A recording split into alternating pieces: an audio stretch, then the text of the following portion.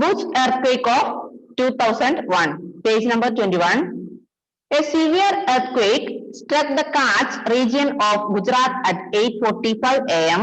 on 26 January 2001. It lasted for almost a minute. എന്താ പറഞ്ഞത്? ഒരു severe earth സ്ട്രക്ക് the catch region of Gujarat. ഗുജറാത്തിലെ catch റീജിയനിലെ ഒരു സിവിയർ എർത്ത് ഉണ്ടായിട്ടുണ്ട്. എപ്പോ? ജാനുവരി 26 അറ്റ് 8:45 AM, അതായത് ജനുവരി 26-ന് 2001 ജനുവരി 26 8:45 രാവിലെ 8:45-ന് ഗുജറാത്തിലെ കാച്ച് റീജിയനിലെ ഒരു എർത്ത് ഉണ്ടായിട്ടുണ്ട്. It lasted for almost a minute. ഇത് എത്ര മിനിറ്റ് ഉണ്ടായിരുന്നു earth only 1 minute. It lasted for almost a minute. Due to the earthquake, high-rise buildings collapsed. Communication and power lines were completely disrupted. The transport system was thrown out of gear and settlements became heaps of debris. എന്താ പറഞ്ഞത്? ഇത് ഈ earth ഈ 2001 ജനുവരി 26-ന് 8:45 രാവിലെ 8:45 ഈ earth ഒരുപാട് ഉയരത്തിലുള്ള buildings ഒക്കെ കൊളാപ്സ് പൊട്ടിപ്പൊളിഞ്ഞു പോയിട്ടുണ്ട്. അതുപോലെ കമ്മ്യൂണിക്കേഷൻ ആൻഡ് പവർ ലൈൻസ് ഒക്കെ പൊട്ടിപ്പോയി. Transport system was thrown out of gear and settlements became heaps of debris. Transport സിസ്റ്റത്തെയും ഈ എർത്ത് ബാധിച്ചു. The epicenter was near the town of Bhuj. The intensity of this earthquake was measured at 8.1 on the Richter scale by the Indian Meteorological Department. Epicentre എവിടെയായിരുന്നു? എന്താ epicentre? നമ്മൾ പഠിച്ചതാ. Epicentre was near the town of Bhuj. Bhuj ടൗണിന്റെ അടുത്തായിരുന്നു ഇത് epicentre വന്നിരുന്നത്. The intensity of this earthquake was measured at 8.1. അപ്പൊ Richter സ്കെയിലിലെ ഇതിന്റെ മെഷർമെന്റ് എന്ന് പറയുന്നത് 8.1 റിക്ടർ സ്കെയിൽ ആണ്. റിക്ടർ സ്കെയിൽ എന്ന് പറഞ്ഞാൽ നമ്മൾ കഴിഞ്ഞ ക്ലാസ്സിൽ പറഞ്ഞതാണ്. അപ്പൊ റിക്ടർ സ്കെയിൽ 8.1 റിക്ടർ സ്കെയിൽ ആണ് ഇതിന്റെ ഒരു measurement. Richter scale 8.1 on the Richter scale by the Indian Meteorological Department. Indian Meteorological Department കണക്കനുസരിച്ച് 8.1 റിക്ടർ സ്കെയിൽ ആണ് ഈ എർത്ത് മെഷർമെന്റ് എന്ന് പറയുന്നത്. About 50,000 people were killed and more than 5 lakh were adversely affected. There was a large-scale destruction of property in Bhuj, Rajkot and Ahmedabad. ഏകദേശം 50,000 ആൾക്കാര് ഇതിൽ മരണപ്പെട്ടു. About 50,000 people were killed due to this earthquake on January 26, 2001 at 8:45 AM. Then 5 lakhs were adversely affected. ഏകദേശം 50,000 ആൾക്കാർ മരിച്ചു. 5 ലക്ഷത്തോളം ആൾക്കാരെ ഈ എർത്ത് ബാധിച്ചിട്ടുണ്ട് അല്ലെ? Yes. There was large scale destruction of property. ഒരുപാട് പ്രോപ്പർട്ടി നശിച്ചുപോയി. ഭുജ്, രാജ്കോട്ട് ആൻഡ് അഹമ്മദാബാദ് അങ്ങനെയുള്ള ടൗൺസിലെ ഒരുപാട് പ്രോപ്പർട്ടിയെയും ഈ എർത്ത് ബാധിച്ചു. Then seafloor spreading of the Indian Ocean at the rate of 5 cm per year. Then next one, gradual northward movement of the Indian plate, the reactivated faults below the surface in the Kutch region. അത് നോക്കിയിട്ട് last 3 sentence പറഞ്ഞുതരാം. അതിന് മുമ്പ് Bhuj earth എന്താണെന്ന് ഒന്നും കൂടെ miss repeat ചെയ്യാം. Bhuj earth of 2001, a severe earthquake struck the Kutch region of Gujarat at 8:45 AM, January 26, 2001. Due to this earthquake, high-rise buildings were communication power lines were completely disrupted. Then the epicenter was near the town of Bhuj. The intensity of this earthquake measurement was 8.1 on the Richter scale by the Indian Meteorological Department. About 50,000 people were killed due to this earthquake and affected about 5 lakhs people. Then the reasons for the Bhuj earthquake were Bhuj earthquake കാരണങ്ങൾ. Bhuj earth കാരണങ്ങൾ താഴെ പറയുന്ന 3 കാരണങ്ങളാണ്. ഒന്ന്, seafloor spreading of the Indian Ocean at the rate of 5 cm per year. അതിന്റെ seafloor spreading, Indian ഓഷ്യന്റെ seafloor spreading എന്ന് പറയുന്നത് rate of 5 cm per year. ഒരു വർഷത്തിലാണ് 5 cm ആണ്. Then next one, gradual northward movement of the Indian plate. Second reason of the Bhuj earthquake is gradual northward movement of the Indian plate. Indian plate ന്റെ gradual northward movement ആണ് ഉണ്ട്. രണ്ടാമത്തത്. മൂന്നാമത്തത് reactivated fault below the surface in the catch region. മൂന്നാമത്തത് reactivated fault. Reactivate ചെയ്ത തെറ്റുകൾ faults below the surface or in the catch region. These are the causes of Bhuj earthquake. I will repeat once more. All of you listen. There are three reasons of the Bhuj earthquake. Which are they? First one, seafloor spreading of the Indian Ocean at the rate of 5 centimeters per year. Gradual northward movement of the Indian plate. Then reactivated faults. Reactivated faults below the surface in the catch region. Okay. Today we studied about Bhuj earthquake in 2001. Bhuj earthquake was in 26 January 2001 at 8:45 a.m.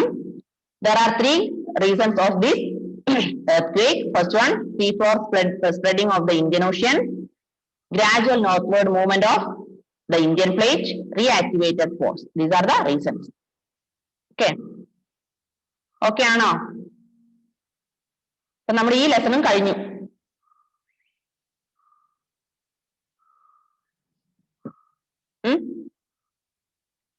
ഇതിന്റെ not ഞാൻ send ചെയ്തുതരാം. അതിനു മുമ്പ് tick the correct answer മുതലൊന്ന് തനി ചെയ്തോ. ഞാൻ പറഞ്ഞുതരാം, answer പറഞ്ഞുതരാം. Tick the correct answer, then fill in the blanks, true or false, match the column. അതിപ്പോ ചെയ്യാം. ബാക്കിയുള്ളത് മിസ് ഫോണിലൂടെ സെൻഡ് ചെയ്ത് തരാം. മിസ് അത് ഞങ്ങൾ ഹോംവർക്ക് ആയി എടുത്താൽ മതിയോ മിസ്? ചെയ്യോ? ആൻസർ കിട്ടുമോ ഷോണെ? ചെയ്യും. കഴിഞ്ഞ വർഷം ചെയ്തുകൊണ്ടിരുന്നേ.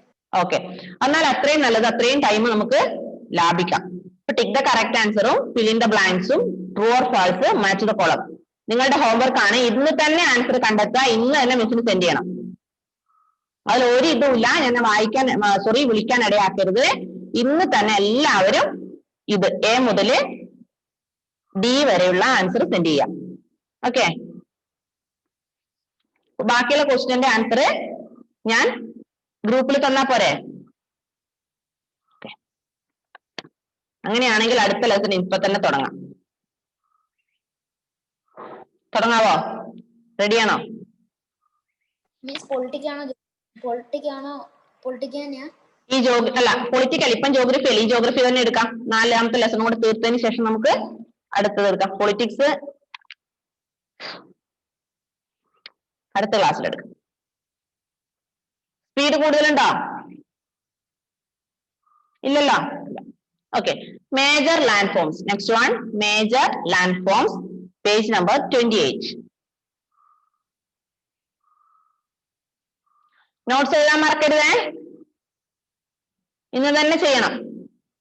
ഇതിന്റെ മറ്റേ തേർഡ് ലെസന്റെ answer question answer miss class കഴിഞ്ഞതിന് ശേഷം നിങ്ങൾക്ക് സെൻഡ് ചെയ്ത് തരാം.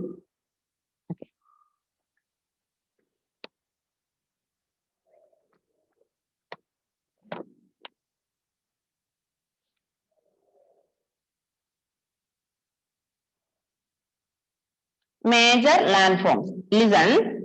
The various landforms of the Earth's surface are formed by the various endogenic forces. However, the endogenic forces tend to reduce the elevation of the existing landforms. The exogenic forces carry out their work in two ways, weathering and erosion. നമ്മൾ കഴിഞ്ഞ ക്ലാസ്സിൽ കഴിഞ്ഞ year ആണെന്ന് തോന്നുന്നു, 6th ആണെന്ന് തോന്നുന്നു അല്ലെ പഠിച്ചത് endogenic and exogenic forces. What is the meaning of endogenic forces and exogenic forces? What is the difference between endogenic and exogenic? എന്താ endogenic എന്ന് പറഞ്ഞാല്? Endogenic means the forces which is inside the earth. ഭൂമിയുടെ ഉള്ളിൽ നിന്ന് വരുന്ന ഫോഴ്സിനെയാണ് നമ്മൾ endogenic എന്ന് പറയാം. Exogenic means forces on the earth surface. ഭൂമിയുടെ ഉപരിതലത്തിലുള്ള ഫോഴ്സിനെയാണ് നമ്മൾ എക്സോജീനിക് എന്ന് പറയാ. ഇൻസൈഡ് ദ എർത്ത് ആണ് ഏത്? എൻഡോജീനിക് അല്ലെ? കഴിഞ്ഞ ഇയർ പഠിച്ചല്ലേ 6th ഒക്കെ മറന്നു, അതൊക്കെ 6ാം ക്ലാസ്സിൽ കളഞ്ഞിട്ട് 7ലേക്ക് വന്നു അല്ലെ? അതൊക്കെ 6ലെ ടീച്ചറിന് കൊടുത്തു. ടീച്ചറെ ഓക്കെ ഇതെല്ലാം മിസ്സിന് ഞാൻ ഏൽപ്പിച്ചിട്ടുണ്ട്, ഞാൻ 7ലേക്ക് പോവാണെന്ന് പറഞ്ഞ് നേരെ വന്നതാണോ? അല്ല, അതും കൂടെ ഇങ്ങനെ പോരുമ്പോ കൊണ്ടുപോകണം. 7ലുള്ള കാര്യങ്ങളും കൂടെ 8ലേക്ക് പോകുമ്പോൾ കൊണ്ടുപോകണം. എനിക്ക് തന്നിട്ട് പോകണ്ട കേട്ടാരും. എൻഡോജനിക് എന്താണ് നമ്മൾ പറഞ്ഞത്? Endogenic and exogenic. These are the two types of forces. Endogenic forces are the forces inside the earth. Then exogenic are the forces on the earth surface. Then endogenic forces carry out the work in two ways. Endogenic forces carrying out their work in two ways. Which are they? There are two ways. First one, weathering. Second one, erosion. Endogenic forces carry out their work in two ways, such as weathering and erosion. What is weathering? What is erosion? എന്താ weathering എന്ന് പറഞ്ഞാല്, എന്താണ് erosion എന്ന് പറഞ്ഞാല്? എന്താ മക്കളെ weathering, എന്താ erosion? നോക്ക്, weathering involves disintegration and decomposition of rocks. A number of factors and agents such as heat, cold, frost action, plants, animals, and chemical reactions help in weathering. This process does not involve the movement of broken material. So weathering എന്ന് പറഞ്ഞാൽ എന്താണ്? Disintegration and decomposition of rocks. കല്ലുകളുടെ disintegration അല്ലെങ്കിൽ decomposition ആണ് weathering എന്ന് പറയാം. Number of factors or number of agents helping this weathering. Which are the number of factors? Number of factors such as heat, cold, frost action, plants, animals, and chemical reactions. These are the factors help in weathering. This process not involve the movement of broken rock materials. ഈ process, ഈ weathering എന്ന process ഏതിന് involve അല്ല? Not involve the movement of broken rock materials. ഒന്നും കൂടെ പറയാം, weathering എന്ന് പറഞ്ഞാല് weathering involves disintegration or decomposition of rocks. Many factors help this weathering. Many factors such as heat, cold, frost action, animals, plants, chemical reactions, etc. are the factors affecting this weathering. എന്താ weathering എന്ന് പറഞ്ഞാല്? റോക്സിന്റെ ഡീകോമ്പോസിഷനെ അല്ലെങ്കിൽ ഡിസ്ഇന്റഗ്രേഷനെ ആണ് നമ്മൾ എന്ത് പറയാ? Weathering എന്ന് പറയാം.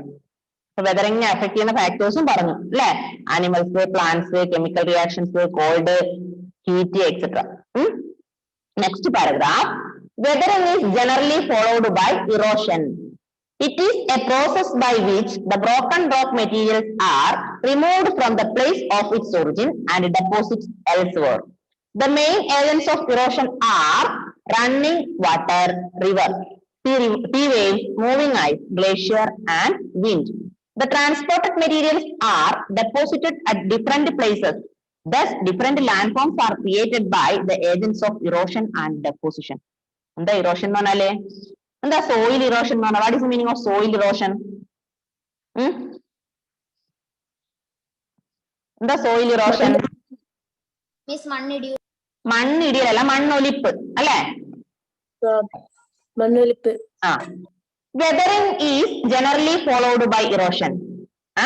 Weathering is generally followed by erosion. Erosion is a process by which the broken rocks materials carried away. എന്താ പറയാ, ഏതിന്റെയൊക്കെ കാരണങ്ങൾ കൊണ്ടാ? ശക്തമായ കാറ്റിന്റെയോ അല്ലെങ്കിൽ നദികളുടെ വെള്ളം ഒഴുകി പോകുന്നതിന്റെ ഒക്കെ കൂടെ ഒരു സ്ഥലത്ത് നിന്ന് മണ്ണ് മറ്റൊരു സ്ഥലത്തേക്ക് നീക്കം ചെയ്യപ്പെടും അല്ലെ? അതിനെയാണ് നമ്മൾ എന്ത് പറയാ? soil erosion എന്ന് പറയാം. Erosion എന്താ നോക്ക്. Weathering is generally followed by erosion. It is a process by which the broken rock materials are removed from one place to another, from the place of its origin and deposited elsewhere. അതായത് ഈ broken rocks, പൊട്ടിപ്പൊഴിഞ്ഞ കല്ലുകള് ഒരു സ്ഥലത്ത് നിന്ന് മറ്റൊരു സ്ഥലത്തേക്ക് നീക്കം ചെയ്യപ്പെടുന്നു അല്ലെ? അതിന്റെ ഉത്ഭവ സ്ഥാനത്ത് പൊട്ടിയ സ്ഥലത്ത് നിന്ന് മറ്റൊരു സ്ഥലത്തേക്ക് നീക്കം ചെയ്യപ്പെടുന്നു. The main agents of this erosion are running water. അപ്പം ഇറോഷന്റെ മെയിൻ ആയ ഏജൻസ് എന്ന് പറയുന്നത് running water, that is river, sea waves, കടൽ തിരമാലകള്, മൂവിങ് ഐസ് മീൻസ് ഗ്ലേഷ്യർ, പിന്നെ wind, കാറ്റ്. These transported materials are deposited at different places. Thus, different landforms are created by the agents of erosion and deposition. Erosion എന്ന് പറഞ്ഞാൽ ഒലിപ്പ് എന്നാണ് അല്ലെ. Soil erosion എന്ന് പറഞ്ഞാൽ മണ്ണൊലിപ്പ്. അപ്പൊ എന്താ erosion? Erosion is a process by which the broken rock materials are removed from one place to another place due to the strong wind, due to the running water, then due to the moving ice, that is glacier, etc. These broken rock carried from this origin and deposited the another place. ഒരു സ്ഥലത്ത് നിന്ന് അതിന്റെ original സ്ഥലത്ത് നിന്ന് വേറൊരു സ്ഥലത്തേക്ക് നീക്കം ചെയ്യപ്പെടുന്നു. ഇതിനെയാണ് നമ്മൾ എന്താ പറയാ? ഇറോഷൻ എന്ന് പറയാം. അങ്ങനെ ഒരു സ്ഥലത്ത് നിന്ന് മറ്റൊരു സ്ഥലത്തേക്ക്, ഒരു ഉത്ഭവ സ്ഥാനത്ത് നിന്ന് മറ്റൊരു സ്ഥലത്തേക്ക് നീക്കം ചെയ്യപ്പെട്ട് എന്തുണ്ടാവുന്നു? പുതിയ പുതിയ ലാൻഡ് ഫോംസ് ഉണ്ടാവുന്നു. Thus different land forms are created by the agents of erosion and deposition. ഈ ഇറോഷനും ഡെപ്പോസിഷനും കാരണം പുതിയ പുതിയ ലാൻഡ് ഫോംസ് ഉണ്ടാവുന്നു അല്ലെ. ഒരു സ്ഥലത്തുള്ള മണ്ണ്, പൊടിഞ്ഞ മണ്ണുകൾ മറ്റൊരു സ്ഥലത്തേക്ക് നീക്കം ചെയ്യപ്പെടും. അപ്പൊ അവിടെ എന്തുണ്ടാവും? പുതിയ ലാൻഡ് ഫോംസ് ഉണ്ടാവും. ഓക്കെ, മനസ്സിലായോ? Yes. Which are the agents of erosion? Which are the agents of erosion? Running water, sea waves, moving ice, and wind. These are the factors. These are the agents of erosion. Okay, no? Okay, no? Okay. Next one, work of a river. എന്തൊക്കെയാണ് ഒരു നദിയുടെ ജോലി? നോക്ക്. When it rains, some water seeps underground. Some of it evaporates and the rest forms small streams. Many small streams join together to form a river. മഴ പെയ്യുമ്പോൾ എന്ത് സംഭവിക്കുന്നു? കുറെ വെള്ളം ഭൂമിയുടെ അടിയിലേക്ക് പോകുന്നു, അണ്ടർഗ്രൗണ്ട്സിലേക്ക് പോകുന്നു. Then underground, some of it evaporates and the rest forms small streams. കുറച്ച് ഇവാപ്പറേറ്റ് ആയി പോകുന്നു, കുറെ എന്ത് ചെയ്തു? ഒഴുകിപ്പോയി അരുവികളായി മാറുന്നു. ഇനി ഇങ്ങനെയുള്ള കുഞ്ഞു കുഞ്ഞു അരുവികളൊക്കെ ചേർന്ന് ഒരു റിവർ ഉണ്ടാവുന്നു. അങ്ങനെയല്ലേ സംഭവിക്കുന്നത്? മഴ പെയ്യുമ്പോൾ കുറെ വെള്ളം മണ്ണിനടിയിലേക്ക് പോകും. Some water steam underground. Then some of it evaporates, കുറെ ഇവാപ്പറേഷൻ നടക്കും അല്ലെ, ഇവാപ്പറേഷനിലൂടെ പോകും. പിന്നെ the rest forms, ബാക്കിയുള്ള വെള്ളം എന്ത് ചെയ്യുന്നു? അരുവികളിലേക്ക് പോകുന്നു, ചെറിയ തോടുകളിലൊക്കെ. Then the small streams join together to form river. അങ്ങനെ കുഞ്ഞു കുഞ്ഞു സ്ട്രീംസ് ഒക്കെ ചേർന്ന് അരുവികൾ ഉണ്ടാവുന്നു അല്ലെ, റിവർ ഉണ്ടാവുന്നു, നദി ഉണ്ടാവുന്നു. Okay. Yes. The place where the river originates is called the source. Henceforth, the river moves down the slope in a valley. Generally, the river falls into a large water body such as a sea, ocean, or lake. The place where the river joins another water body is called the mouth. The area drained by the river and its distributary is called river basin. എന്താ source, mouth, river basin? ഇതൊക്കെ എന്താ source എന്ന് പറഞ്ഞാല്? എന്താ mouth എന്ന് പറഞ്ഞാല്? എന്താ river basin എന്ന് പറഞ്ഞാല്?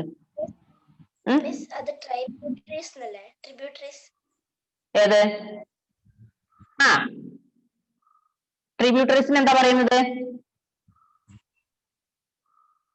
എന്താ ആൻമരിയ പറഞ്ഞത്?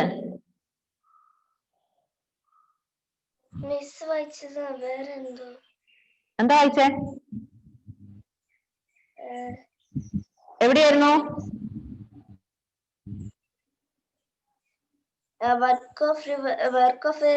Second പാരഗ്രാഫില്. The place where the river originates is called the source. Miss അതല്ല മിസ്, ലാസ്റ്റത്തിന് മുമ്പത്തെ ലൈനില് the area drained by the river and its tributaries or tributaries രണ്ടും സെയിം ആണ്. നിങ്ങൾ എന്താ വായിക്കുക? ട്രൈബ്യൂട്ടറി എന്നാ? എന്താ വായിക്കാൻ മര്യാദ? അത്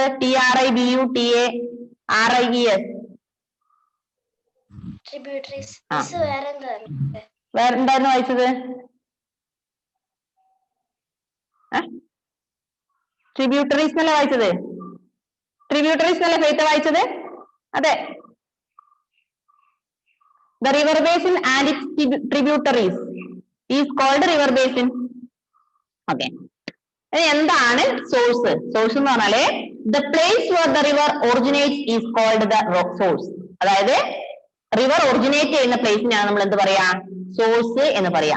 the place where the river originate is called source. നദി ഉത്ഭവിക്കുന്ന സ്ഥലത്തെയാണ്, ഉത്ഭവ സ്ഥാനത്തെയാണ് നമ്മള് സോഴ്സ് എന്ന് പറയാ. ഇനി എന്താണ് മൗത്ത് എന്ന് പറഞ്ഞാല്? എന്താ മൗത്ത് എന്ന് പറഞ്ഞാല്? The place where the river joins another water body. ഒരു നദി മറ്റൊരു നദിയുമായി കൂടിച്ചേരുന്ന ആ ഒരു പ്ലേസിന് പറയുന്ന പേരാണ് മൗത്ത്. ഇനി the area drained by the river and its tributaries is called river basin. The area drained by the river and its tributaries, ഇത് രണ്ടിനും കൂടെ drained റിവറിനെയും അല്ലെങ്കിൽ ട്രിബ്യൂട്ടറീസും കൂടെ, ട്രിബ്യൂട്ടറീസിനെയാണ് എന്ത് പറയാ, റിവർ ബേസിൻ എന്ന് പറയാം. അപ്പൊ 3 വേർഡ്സ് നമ്മൾ പഠിച്ചു, source, mouth, river basin. Source എന്ന് പറഞ്ഞാൽ the place where the river originates. Mouth എന്ന് പറഞ്ഞാൽ the place where the river joins another water body, ഒരു നദി മറ്റൊരു നദിയുമായി കൂടിച്ചേരുന്ന സ്ഥലം. ഇനി the area drained by the river and its tributaries is called river basin. 3 കിട്ടിയോ? മറക്കോ? ഇനി മറക്കില്ലല്ലോ. എത്രയേ ഉള്ളൂ? നദി ഉത്ഭവിക്കുന്ന സ്ഥാനത്ത് നമ്മൾ സോഴ്സ് എന്ന് പറയും. നദി മറ്റൊരു സ്ഥലവുമായി കൂടിച്ചേരുന്നതിന് നമ്മള് കൂടിച്ചേരുന്ന സ്ഥലത്ത് നമ്മള് എന്താ പറയും, മൗത്ത് എന്ന് പറയും. പിന്നെ drained by the water and tributaries, അതിന് നമ്മള് എന്ത് പറയും, റിവർ ബേസിൻ എന്ന് പറയും. Okay Annmaria, Faith, Shawn. Next one, the running water in the river carries out work in 3 ways. 3 ways ഉണ്ട്, 3 വഴികൾ. എന്തൊക്കെയാ? The running water in the river carries, ഒഴുക്കുവെള്ളത്തെ കൊണ്ടുപോകുന്ന 3 തരത്തിലാണ്. ഏതൊക്കെയാ അതിന്റെ 3 ways? It erodes the rocks over which it flows. It transports an eroded materials. It deposits the materials which it has transported. The 3 ways the running water in the river carries out its work in 3 ways. First one, erode. Then second one, transport. Third one, deposit. എന്താ ഈറോഡ് എന്ന് പറഞ്ഞാല്? എന്താ ഈറോഡ് എന്ന് പറഞ്ഞാല്?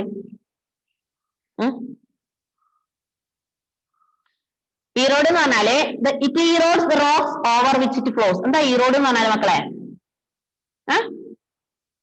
Erosion എന്ന് പറഞ്ഞാൽ എന്താ? ഒരു സ്ഥലത്ത് നിന്ന് മറ്റൊരു സ്ഥലത്തേക്ക് നീക്കം ചെയ്യാം.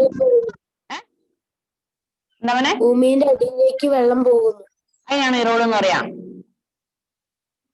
ഒരു സ്ഥലത്ത് നിന്ന് മറ്റൊരു സ്ഥലത്തേക്ക്, ഇറോഷൻ എന്ന് പറഞ്ഞാൽ എന്താ? ഒരു സ്ഥലത്ത് ഉത്ഭവ സ്ഥാനത്ത് നിന്ന് മറ്റൊരു സ്ഥലത്തേക്ക് നീക്കം ചെയ്യപ്പെടുക, അതാണ് ഈറോഡ്. അപ്പം നീക്കം ചെയ്യപ്പെടുക. It erodes the rocks over which it flows. അത് ഒഴുകുന്ന സമയത്ത്, വിച്ച് ഇറ്റ് ഫ്ലോസ്, എപ്പോഴാണോ ഏതാണോ ഒഴുകുന്നത്, rocks over which it flows.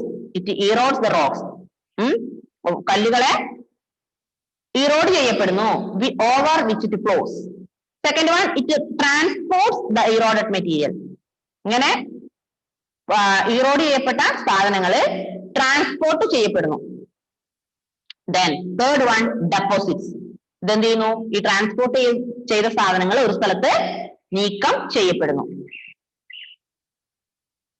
ഒന്നാമത്തെ ഈറോഡ് എന്ന് പറഞ്ഞാൽ ബ്രോക്കൺ പീസസ് ആണ്. ആ ബ്രോക്കൺ പീസിനെ ഒഴുക്കി കൊണ്ടുപോകുന്നു. അതെന്ത് ചെയ്യുന്നു? ഒരു സ്ഥലത്ത് ട്രാൻസ്പോർട്ട് ചെയ്ത മെറ്റീരിയൽസിനെ പിന്നെ ഡെപ്പോസിറ്റ് ചെയ്യുന്നു. ഈ 3 വഴികളാണുള്ളത്: ഈറോഡ്സ്, ട്രാൻസ്പോർട്ട്, ഡെപ്പോസിറ്റ്സ്. കിട്ടിയില്ലേ? ഒന്ന് വായിച്ചു നോക്കി. അത്രേ.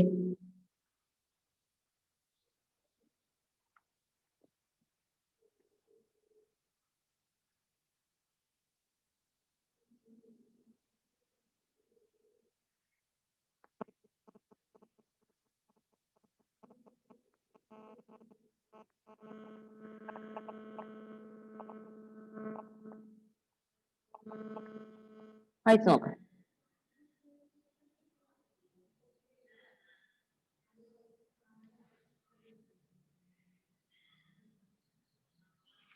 ഓക്കെ, ഒന്ന് നമ്മൾ പറഞ്ഞു, the running water in the river carries out work in 3 ways. First one, it erodes the rocks over which it flows. Then it transports the eroded material. Then it deposits the materials which it has transported. Eroded എന്ന് പറഞ്ഞാൽ എന്താ?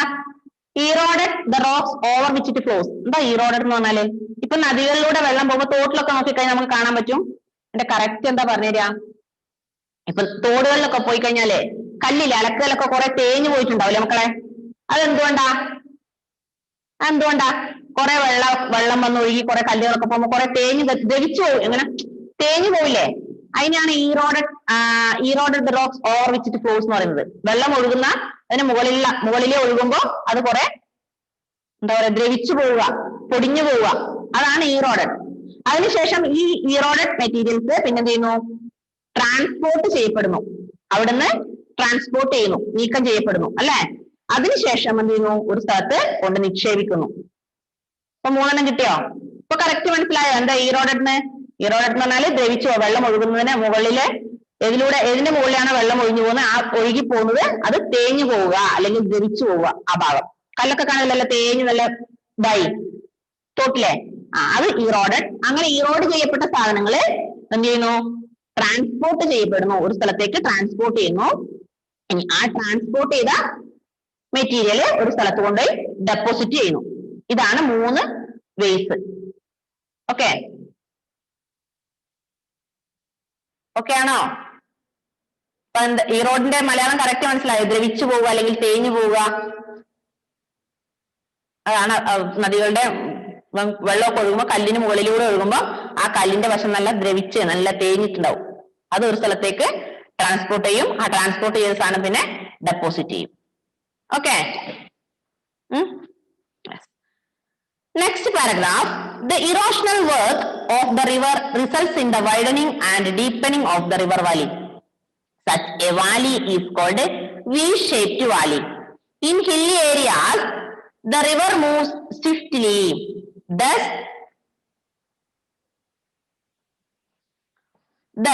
there is more erosion and transportation of the sediments and practically no deposition.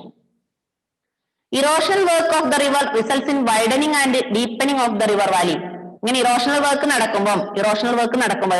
Means ഇറോഡ്സും ട്രാൻസ്പോർട്ടും അതുപോലെ deposition ഇങ്ങനെയുള്ള works ഒക്കെ നടക്കുമ്പോൾ അതിന്റെ ഫലം എന്താ? Widening and deepening of the river valley. River വാലിക്ക് എപ്പോഴും ആഴം കൂടും അല്ലെങ്കിൽ വിസ്തൃതി കൂടും. സച്ച് വാലി, ഇങ്ങനെയുള്ള വാലീസിനെ നമ്മൾ എന്ത് പേര് പറയും? V shaped valley. എന്താ പറയാ? V shaped valley. എന്താ വി ഷേപ്ഡ് വാലി എന്ന് പറഞ്ഞാല്? The erosional work of the river results in the widening and deepening of the river valley. Such valley is known as V-shaped valley. അതായത് erosional works നടക്കുമ്പോൾ നദികളുടെ ആഴം കൂടും, വിസ്തൃതി കൂടും. ഇങ്ങനെ ആഴം കൂടിയ വിസ്തൃതി കൂടിയ റിവർ വാലിനെ പറയുന്ന പേരാണ് V-shaped valley. In hilly areas, the river moves swiftly. Thus, there is more erosion and transportation. Hilly areas, കുന്നുകളിൽ എന്താണ്? River moves swiftly. സ്വിഫ്റ്റ് ആയിട്ട് മാത്രമേ, നല്ല സ്വിഫ്റ്റ്ലി ആയിട്ടാണ് ഇത് പോവുക. റിവർ ഒഴുകുക, നദി ഒഴുകുക അല്ലെ? റിവർ വാലീസില് അങ്ങനെ അവിടെ എന്തുണ്ടാവില്ല? ദർ ഈസ് മോർ ഇറോഷൻ, കൂടുതൽ ഇറോഷൻ അല്ലെങ്കിൽ ഒലിപ്പ് നടക്കാറില്ല. മണ്ണൊലിപ്പ് പോലുള്ള കാര്യങ്ങൾ, ഇറോഡഡ് പ്രോസസ് നടക്കാറില്ല. അതുപോലെ ട്രാൻസ്പോർട്ടേഷനും ഉണ്ടാകാറില്ല. Then of the transportation of the there is more erosion. അവിടെ കൂടുതൽ തെറ്റിപ്പോയി. Thus there is more erosion and transportation. അങ്ങനെ ഹില്ലി ഏരിയാസില് കൂടുതൽ ഇറോഷനും കൂടുതൽ ട്രാൻസ്പോർട്ടേഷനും നടക്കും സെഡിമെന്റ്സിന്റെ. ആൻഡ് പ്രാക്ടിക്കലി നോ ഡെപ്പോസിഷൻ നടക്കാറില്ല. ഒന്നും കൂടെ പറയാം. Thus there is more erosion and transportation in hilly areas. There is no deposition. ഒന്നും കൂടെ പറയാം, അത് നോക്ക്. ഹില്ലി ഏരിയാസിലെ കുന്നുള്ള പ്രദേശങ്ങളില് റിവർ മൂവ്സ് സ്വിഫ്റ്റ്ലി, നദി നല്ല സ്വിഫ്റ്റ് ആയിട്ടാണ് ഒഴുകുക. അങ്ങനെ സ്വിഫ്റ്റ് ആയിട്ട് ഒഴുകുന്നത് കൊണ്ട് അവിടെ കൂടുതൽ ഇറോഷനും കൂടുതൽ ട്രാൻസ്പോർട്ടേഷനും നടക്കും. പക്ഷെ എന്തുണ്ടാവാറില്ല? ആൻഡ് പ്രാക്ടിക്കലി നോ ഡെപ്പോസിറ്റ് ചെയ്യാറില്ല. ഹില്ലി അല്ലേ, കുന്നല്ലേ? കുന്നുവഴി പോകുമ്പോ അവിടെ എന്തായാലും കുന്നുന്ന് വെള്ളം ഒഴുകുമ്പോ എന്ത് സംഭവിക്കും? ഡെപ്പോസിഷൻ നടക്കുമോ? ഒഴുകി പോവല്ലേ ഉള്ളൂ. അത് നല്ല എന്താ പറയാ, ഈക്വലായ സ്ഥലത്തെത്തുമ്പോൾ മാത്രമേ ഡെപ്പോസിഷൻ നടക്കുള്ളൂ. Okay.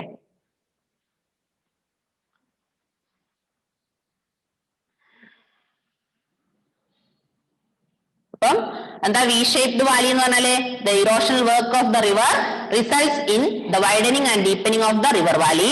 Such river Valley is known as we shaped Valley. In the hilly areas the river moves swiftly. So there is more erosion and there is more transportation. പിന്നെ അവിടെ എന്തുണ്ടാവില്ല? Practically no deposition is in the hilly areas. കുന്നുകളിൽ നിന്ന് ഒഴുകി പോകുമ്പോ എപ്പോഴും അവിടെ deposit ചെയ്യോ? കുന്നല്ലേ. When the water of the river falls almost vertically down a steep valley side, a waterfall is formed. They are important because they can be used to generate hydroelectricity. The steep sloping segment of the swift flowing water river is called a rapid.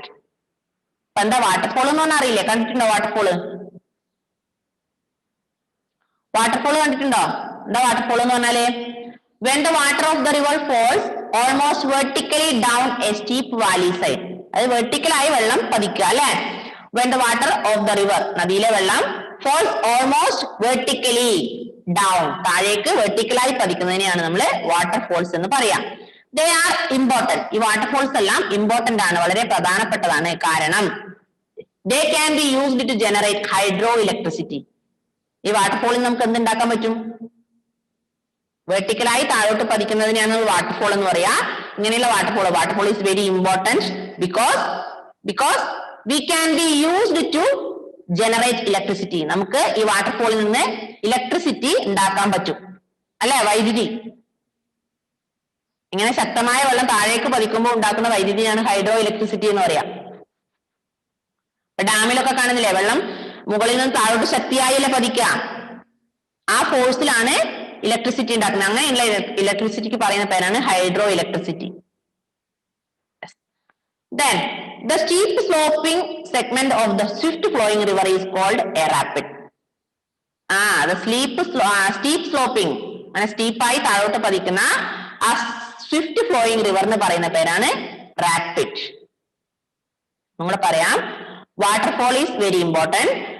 When the water of the river falls almost vertically down a steep valley side is known as waterfall. Waterfall is very important because we can be used to generate hydroelectricity. The steep sloping segment of the swift flowing river is known as rapid. എന്താണ് rapid എന്ന് മനസ്സിലായി, എന്താണ് waterfall എന്ന് പറഞ്ഞാല് എന്ന് മനസ്സിലായി, വാട്ടർഫോളിന്റെ പ്രാധാന്യവും മനസ്സിലായി. എന്താ വാട്ടർഫോളിന്റെ പ്രാധാന്യം? വാട്ടർഫോൾ മുകളിൽ നിന്ന് വെർട്ടിക്കലായി താഴോട്ട് ജലം പതിക്കുന്നതാണ്, വെള്ളം പതിക്കുന്നതാണ്. അങ്ങനെയുള്ള ശക്തിയിൽ നമുക്ക് ഇലക്ട്രിസിറ്റി ഉണ്ടാക്കാൻ പറ്റും. അതിന്റെ പേരാണ് ഹൈഡ്രോ ഇലക്ട്രിസിറ്റി. വാട്ടർഫോളിൽ നിന്ന് ഹൈഡ്രോ ഇലക്ട്രിസിറ്റി ജനറേറ്റ് ചെയ്യാൻ പറ്റും. അതാണ് വാട്ടർഫോളിന്റെ വാട്ടർഫോള് പ്രധാനപ്പെട്ടതാണെന്ന് പറയാൻ കാരണം. Okay,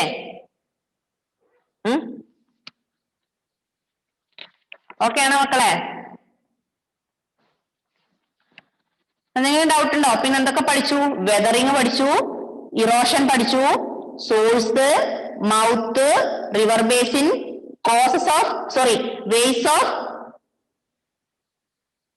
vase of running water in the river carries out its work. പിന്നെ waterfall, rapid, V shaped valley. Weathering എന്ന് പറഞ്ഞാല് integration and decomposition of rocks ആണ്. ഇറോഷൻ എന്ന് പറഞ്ഞാല് broken rock materials are moved from place to place അല്ലെ? Place to place ആണ്. അതിന്റെ agents ഒക്കെ പഠിച്ചാണ്. പിന്നെ സോഴ്സ് എന്ന് പറഞ്ഞാല് the place where the river originates. Then mouth എന്ന് പറഞ്ഞാൽ the place where the river joins to another. പിന്നെ റിവർ ബേസിൻ എന്ന് പറഞ്ഞാൽ area drained by the river and its tributaries. പിന്നെ വാട്ടർഫോൾ എന്താന്ന് പറഞ്ഞു, റാപ്പിഡ് എന്താന്ന് പറഞ്ഞു, V shaped valley. V shaped valley എന്ന് പറഞ്ഞാല് the erosional work of the river result in widening and deepening of the river valley. Such river valley is known as V-shaped river valley. V-shaped valley. Waterfall എന്ന് പറഞ്ഞാൽ the water of the river falls almost vertically down a steep valley side. പിന്നെ the steep sloping segment of the swift flowing water is known as rapid. Okay അല്ലേ? Okay. Time is going to over. Bye bye. See you in the next class.